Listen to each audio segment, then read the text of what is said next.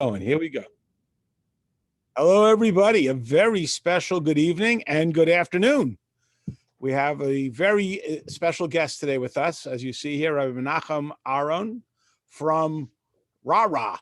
What is Rara? Where is Rara? That's what we're going to learn about. So, Rabbi Aron, hey, thank you so much for joining us. We see the sunlight creeping in. So, where are you? And what in the world are you doing there? Okay, hey everybody, good evening.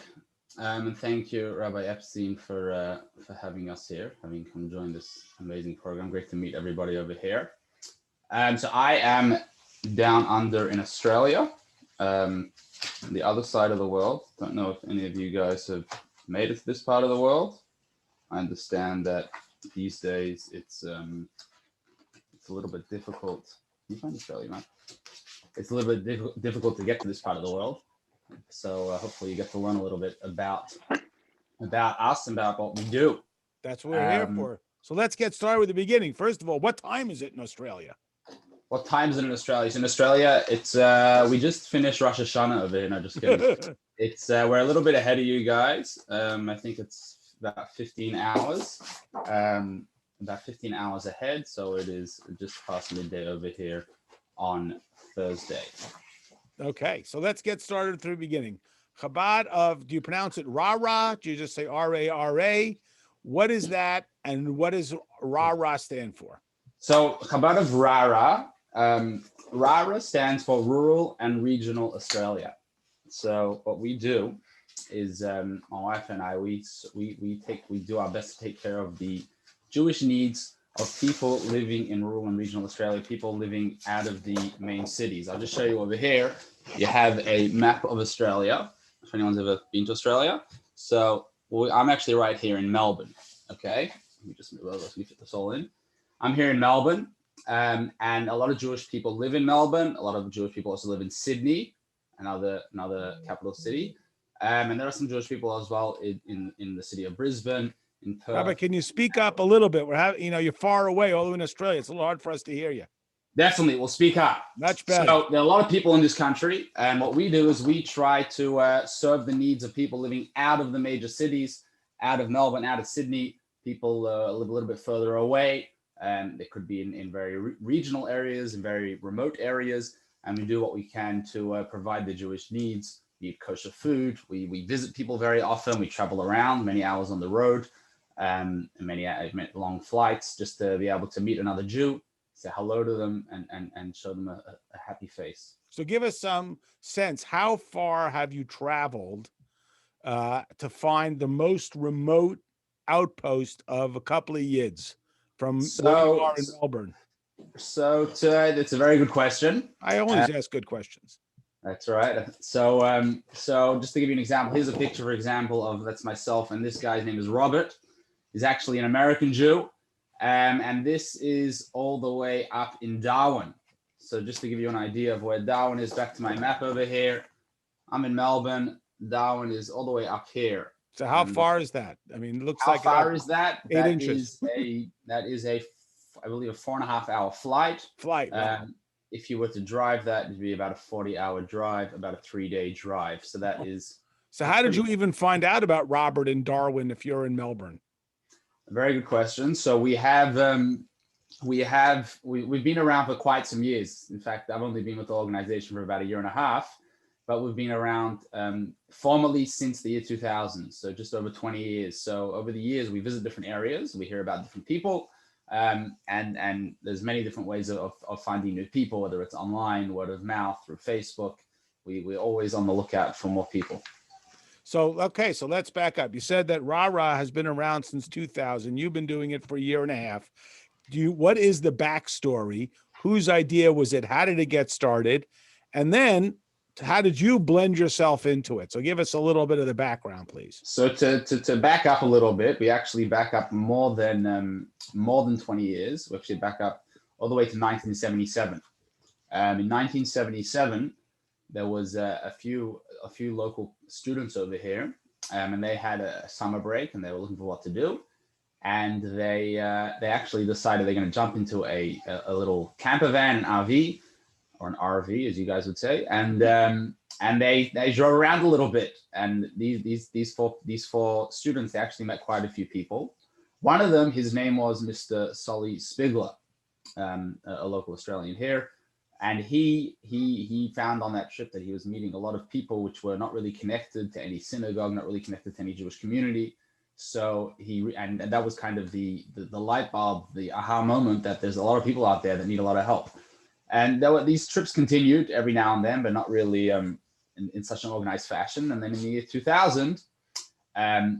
Spigler's mother actually passed away, and he wanted to do a project in her memory. So he founded what is known today as Chabad of Rara, Chabad of Rural and Regional Australia, and kind of made it official and made it more of a regular thing that trips would be happening more often, 3 or 4 times a year.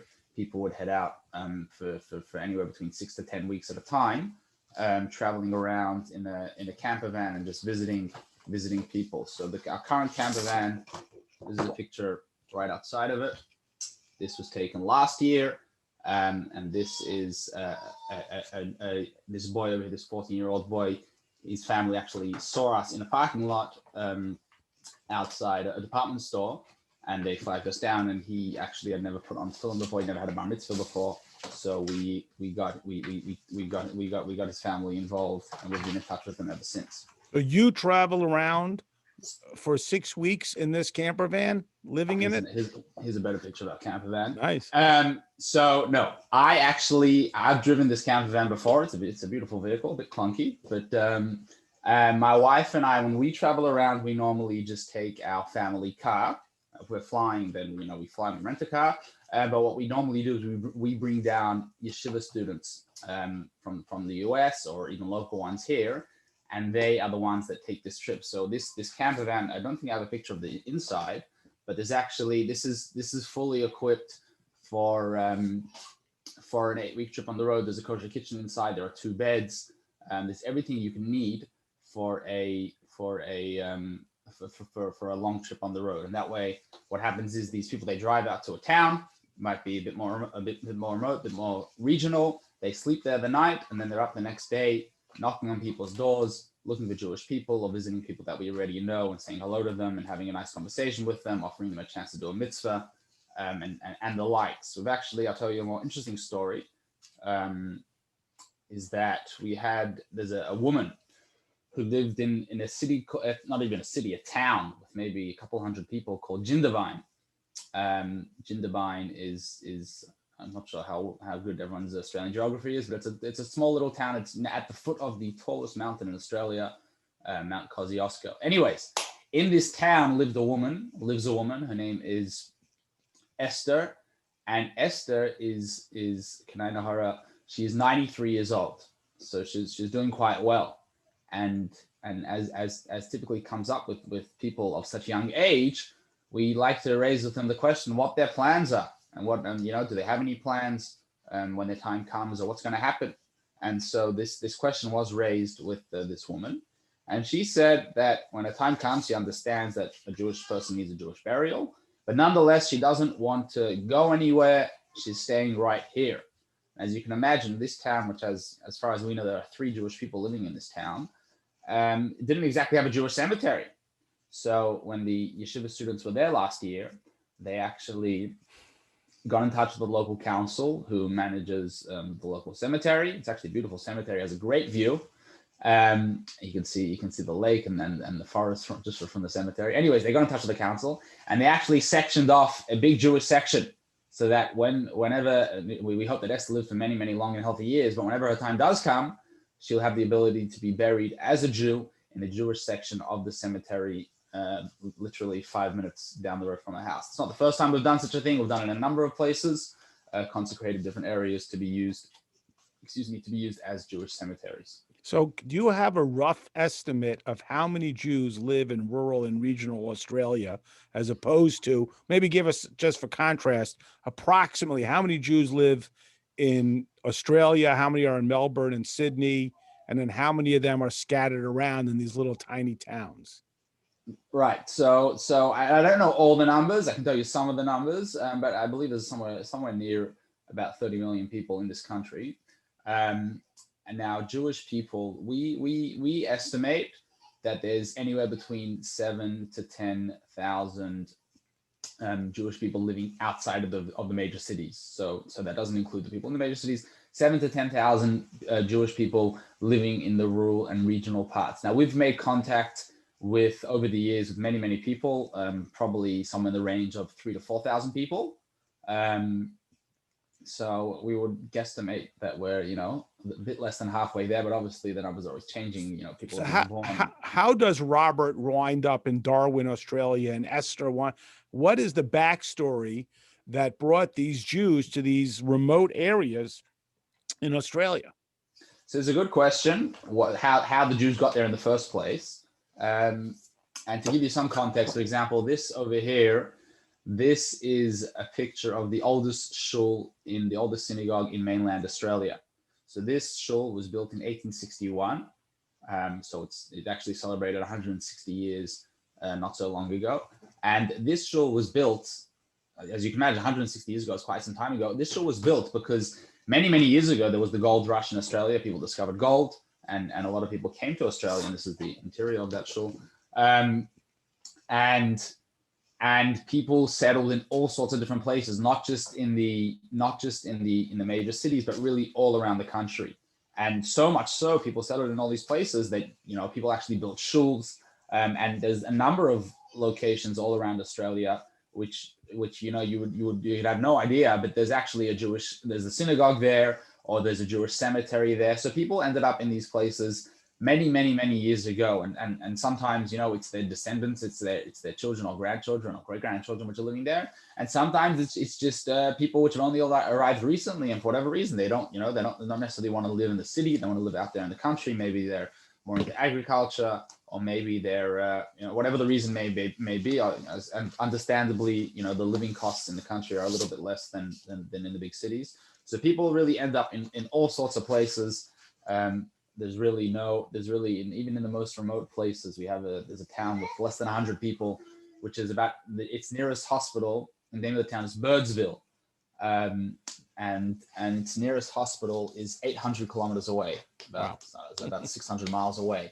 So it's right over there. This little town over here. So people really do end up in the most far away and random places, and that's that obviously Hashem has decided, God has decided that's where their mission is. That's where they got something to do.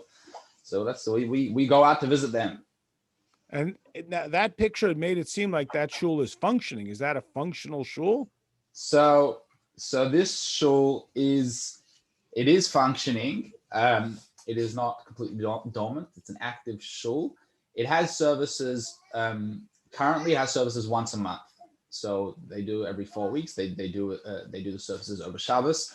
Obviously, this picture wasn't taken on Shabbos. This picture is actually of a bar mitzvah, which was celebrated there about 6 months ago. So they actually opened it especially for the bar mitzvah, and they had a service there. But usually it's open once a month, and it's also there are a number of tours which are done by the person who manages the shul over there.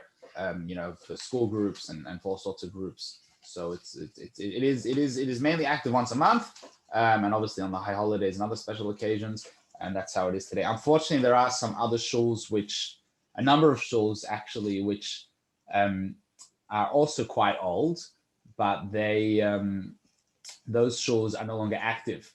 And there's another shul which is also built in the same year as this shul in 1861. It's no longer functioning as a shul, but the building is still there. It's about an hour and a half away from here. It hasn't been functioning for about 40 years. And there are many other buildings which also used to be shuls, which have been converted into other buildings. So there's definitely, even going back, a lot of Jewish history about Australia in a lot of the rural and regional parts. So you're from Australia, I'm assuming. Correct. I thought maybe you had a Brooklyn accent, but I think it's maybe not. How did you decide to make Chabad of Rara your personal life mission? What was attractive about it? How did you get started being involved? And what does a day look like? Is there such a thing as a typical day in Chabad of Rara? So yeah, there's a lot going on. My wife and I, we took this up, like I said, about a year and a half ago. Is your wife also Australian? My wife is also Australian. Yes, we're both Australian. So we were actually living overseas. We were living in New York, in Crown Heights. That's actually where we met and got married. Even though we're both Australian and both from here, we still met and got married over there. And after we got married, my wife was teaching and I was in Kollel. I was studying. And one day, thank God, a call came from the previous director of the organization. He was actually moving on. He was actually moving out. His name was Rabbi Yossi Rodal, and he was directing the organization for about 5 or 6 years. And it had come to a point where one of the locations which they would visit often actually proved to be such a vibrant and active area that him and his wife and his family actually moved down there permanently. What's that place called? That place is Newcastle, New South Wales. Of course. It's about 10 or 11 hour drive. You have much more interesting names of your towns there than we have here, like Chicago. Newcastle, very New South interesting Wales. names. Love it. Yeah. Okay. And So not he only that, every city, town, every name that you have is actually two names. There's the name which the colonials gave it, and then there's the original name, the indigenous Aboriginal name, which was there before everyone came here. And interesting to note, side point, not so related to our talk, but the postal system actually recently began again recognizing those names, so you can actually send a letter and address it to the original indigenous name, whether it's area or whatever it is, and it will still get there. But anyways, how did we end up here? So this call came up. They were looking for a new couple to take over and assume the daily operations of Chabad of Rara, and we gave it a bit of thought, and it seemed like a good offer, so we actually came down here, and we've been loving it ever since. Now, what we do every day, it varies. There's obviously around the Jewish holidays and the Jewish festivals, things get a little bit more busy. I mean, here's a picture of, this is a Purim celebration in a park not so far away from here where there's a number of Jewish people. What's the name of that town? The name of that place is Newport. What's its Aboriginal name? I don't know. Just make something up. We won't know the difference. What do we know? Well, I live around the corner from a street from Kuyong Road, which still retains its original Aboriginal name. We've all been there. Okay. Anyways, so there's a lot going on. I mean, we get calls all the time from people all around Australia, Jewish and non-Jewish actually. A lot of non-Jewish people get in touch with us as well, looking for spirituality, looking for a bit of meaning. Sometimes living out in the rural and regional parts can be a little bit lonely, and it can be a bit isolating, especially if, for example, one of the people we know lives in a town of about 300 people. And it's Rabbi, speak up a little bit. Speak up a little bit, please. Let me move my mic for you. Yeah. On the one hand, they're small towns and they're kind of cozy towns where people can feel quite isolated. So we spend a lot of time speaking to people, calling people, checking up on them, seeing how they're doing. We help a lot of people with Judaica items, whether someone wants a mezuzah on their house or they need a pair of tefillin or something like that. And then the best part of it, the most fun part of it, is obviously traveling around and actually visiting people, whether it's flying somewhere or driving there, something which is really the highlight of what we do. I wish I'd say we could do that every day, but there's a lot of work and effort goes into actually planning these trips and making sure we get the most out of them, we meet the most amount of people, and we really utilize our time well. So the trips depending on the year, but we could spend, my wife and I could spend up to 2 months of the year on the road, and then but on other parts of the year we bring down other people. So like I said before, we bring down yeshiva students, and they do these trips, and sometimes we get other local people over here to travel out for us. And a typical example of that would be on Hanukkah, for example. Hanukkah is an 8-day holiday, which is celebrated all around Australia. We celebrate it here too. We celebrate it in America as well. Beautiful. The weather is a little bit different. I mean, this is Hanukkah over here. You can see people are kind of dressed a little bit more summery. And we typically light the menorah at about 9 p.m. instead of 4 p.m. because it is December, it's the middle of the summer. But on the Jewish holidays, the holiday needs to be celebrated all over the country, and we can only be in one place at a time. So we could have, 4, 5, 6 teams on the road at the same time in 6 different locations, making Hanukkah parties at the same time in various locations. The same thing would go with Rosh Hashanah, Yom Kippur, etc., and Pesach, Passover. When we have, that's when it really gets busy. When you got to be catering for multiple different communities at the same time in multiple different locations. So you arrived, as you said, about a year and a half ago. Is that correct?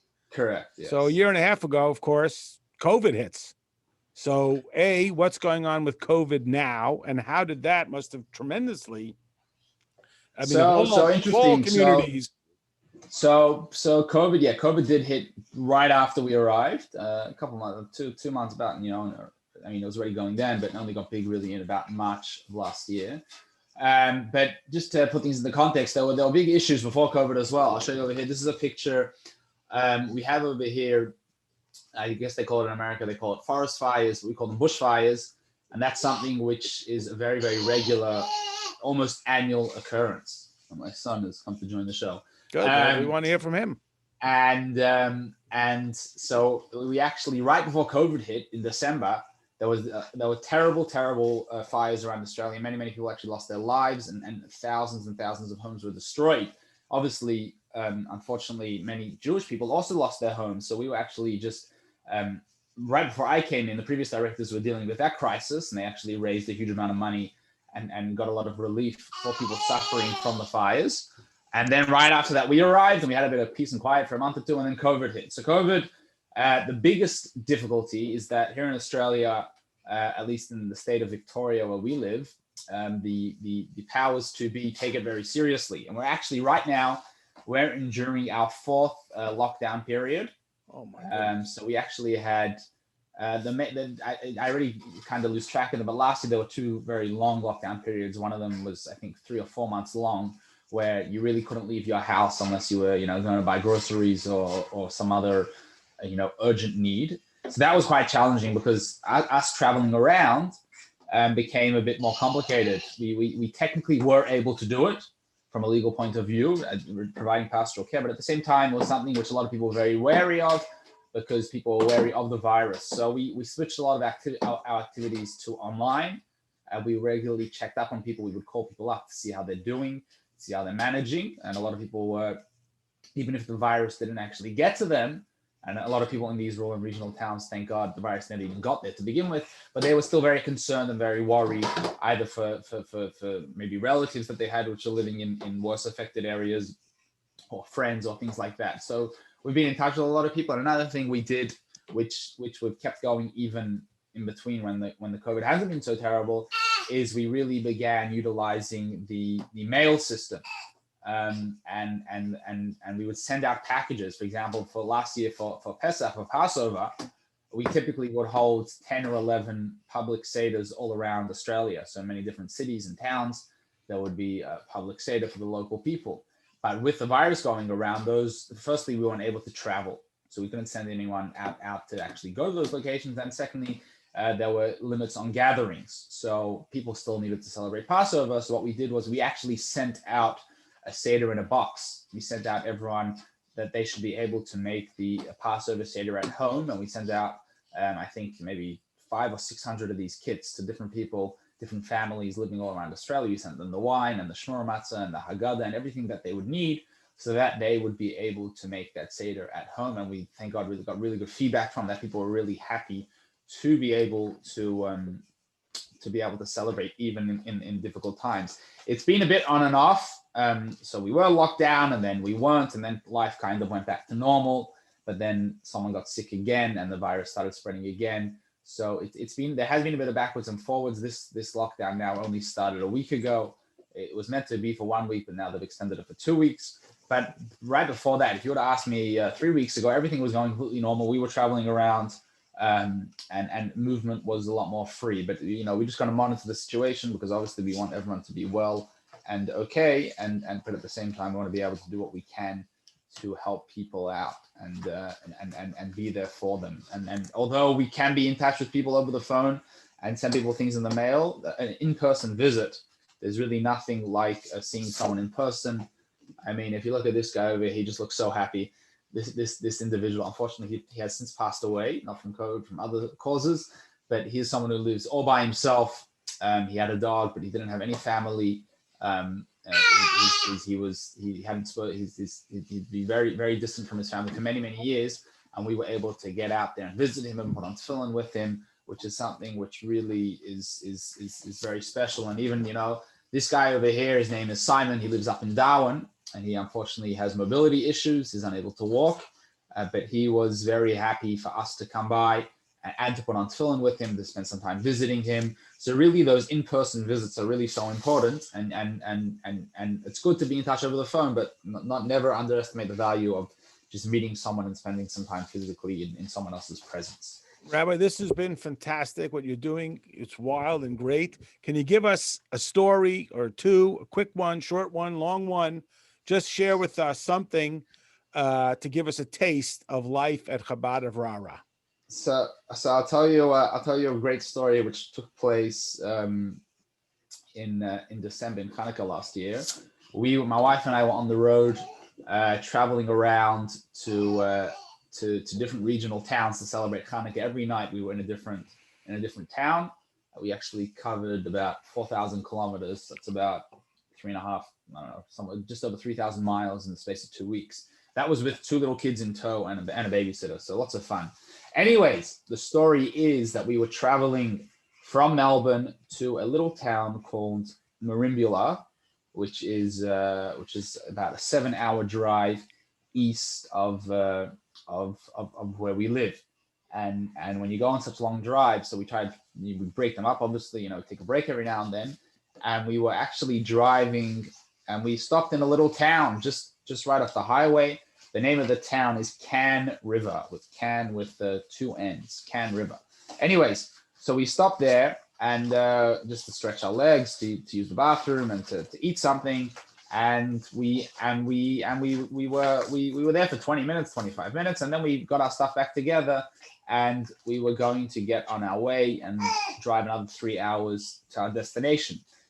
As we packed up everyone into the car, we put the kids into their car seats, and we were literally reversing out of our spot to get back onto the road, to get back onto the highway. And as we're leaving, I hear someone say, "Happy Hanukkah." And I roll down my window, and I'm standing, and there's this guy. His name is Mark, and Mark is standing right there. And Mark had translate. That's Mark for those who speak Australian. That's right. Mark, not Mark. So Mark had seen us because, firstly, we were schlepping around a 6-foot menorah on top of our car, of course, and also we had a Happy Hanukkah sign, a Happy Hanukkah little magnet sign on the side of the car, and he'd obviously seen that. Anyway, so he says, "I'm Jewish and I live in this town. This town has 198 people living in it. It could be there's 197 now or 199. I don't know. Maybe the numbers probably change pretty often. But this town is a very, very small town. And Mark had been living in this town. He'd only just gotten there recently, but he didn't know of anyone Jewish. And he himself was Jewish. He actually originally came from France. He actually had family in France. And he didn't really know a lot about Judaism, but he'd seen that tonight was Hanukkah.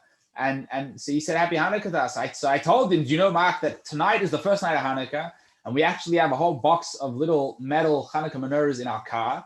And we gave him one of the menorahs. We gave him a set of candles, and we even put on the tefillin with him. I don't have a picture of him here, but we did do that. And he was really, really excited about it. And he said, "You know what? Actually, I have a friend I met who lives about half an hour away. He's also Jewish. Let me take a menorah for him as well." So we gave him a menorah as well. And he actually sent me a text later that evening that he had lit the menorah, and it had been very meaningful for him to be able to celebrate and practice his Judaism all the way in this tiny little town of Can River. And that's just one of many, many chance encounters that has happened with people on the road that, we didn't even know, and we didn't know them and they didn't know us, but we were in the right place at the right time, and they're in the right place at the right time, and we are able to meet up with them. And throughout the years, we've had many, many such similar stories of driving through a town or driving past someone or whatever it is, and our big, especially when the boys are on the road with the big yellow mitzvah tank, it's very hard to miss, and it's got, it's a Celebrate Your Judaism on it, it's got pictures of different mitzvahs, and has our phone number on it. And many a time, I'll be sitting at home in the office and the boys will be on the road, and I'll get a phone call. "I just saw your truck. Can you guys come to my house? Can we put on tefillin? Do you have any challah? Where can I get kosher food?" and the likes. So that's something which really we do get a lot of publicity on. About just over here, we actually visited a town and baked challah with some of the people there. They had never actually made challah before. They had never baked challah, so it was very, very meaningful for them to be able to get a taste of Judaism as well.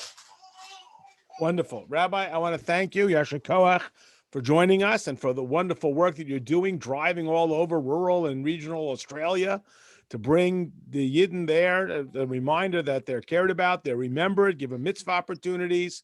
This is wonderful. Now we know that Thursday is going to be a good day because you already gave us the heads up. That's right. So we got even more to look forward to. A question? Sure, yes, we got a question. Louder. Rabbi. Yes. With the Palestinian and the Jews in Israel, and there's some people in America and elsewhere being attacked and screamed at and so on. Is there any tension out there by you from this? So thank God, people in Australia are a bit more reserved in expressing their opinions. I think a little bit less vocal, definitely online and in person. So Baruch Hashem, I personally haven't experienced anything. There are those that unfortunately have, but it's really on, thank God, a much smaller scale. Not to say that it's not here at all, but thank God we're doing pretty well. And it's been relatively okay. Obviously, the media is still not on our side here in Australia, but thank God we have been okay.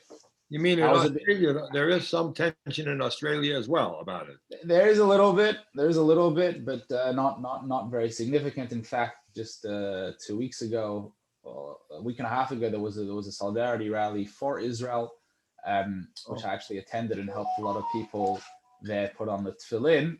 And there was probably about 2,000, I don't know, about 1,500, 2,000 people present at the rally. And obviously there was a bit of opposition, but it was about 20 people with the other flags and the other signs.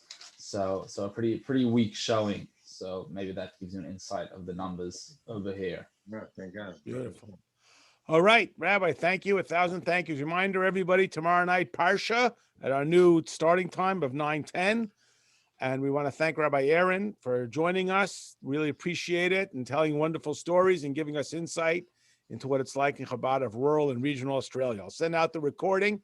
Thank you so much. I think Jay has a question. You have to unmute. Jay, we can't hear you. You have to unmute. There you go. Now we can. Okay. Hi, Menachem. How are you? I'm good. Thank you very much. I just wanted to say a couple things. One is actually I'm very good friends with Timmy and Kalman Rubin, and maybe you could just mention something about those of us who actually have TVs and have Netflix about Rah, because everyone can watch about you. Absolutely. Thank you for reminding me, Jay. Firstly, yes, Timmy and Kalman are tremendous people. They're really amazing people. I do know them as well, and I'll definitely send your regards.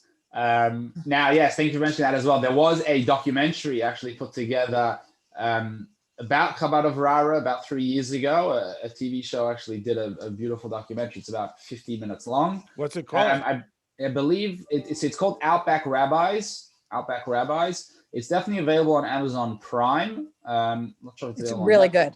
But yeah, you can. There you go. You have Jay's review. You can definitely watch it. I'm not in it. It was made before I got to the organization, but it really gives you a very good idea of what it's like traveling around. You can also check out our Facebook page. Just search for Chabad of Rara, and you can see a lot of we upload a lot of content, a lot of great stories, videos, and of our experiences. And definitely listen, if anyone knows of any cousins or relatives or friends that live in Australia, live in these regional towns, would love to get in touch with them. So if you know of anyone, definitely please do pass them. I'm sure you get my contact details from Rabbi Epstein. Sure. We always love meeting new people. Wonderful. Okay, wonderful. This has been very informative and interesting and fantastic. And what a wild way for you to bring the Rebbe's message to the seemingly forgotten towns. Literally dwelling place in the lowest and the least and the furthest and the most isolated and remote. So thank you for taking the time to share it with us. Really appreciate it. We hope that the COVID situation there improves rapidly and everyone gets healthy and well, and you can continue to do your work. And thank you for spending the time with us. Good night, everybody. Tomorrow night, 9:10 for Parsha. Really appreciate it. Thank you, Rabbi Aaron. Take Thank care. you, and Great to thank you, have son, you. for Thank joining us. you. Wonderful. See you. Thank you. Wonderful. Thank Good night. you. Bye-bye.